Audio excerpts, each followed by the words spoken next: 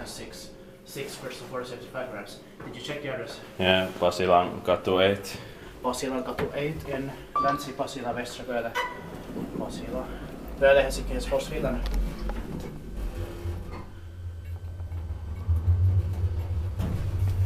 Fast enough, still traction. Yeah. It's going to be inspected in 2022.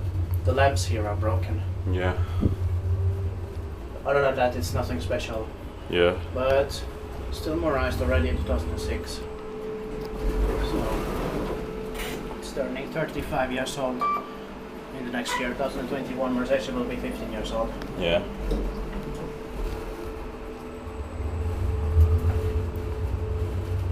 I think it could have also been modernized with Delta in the same way, but because the floor indicator is like changing the direction quickly.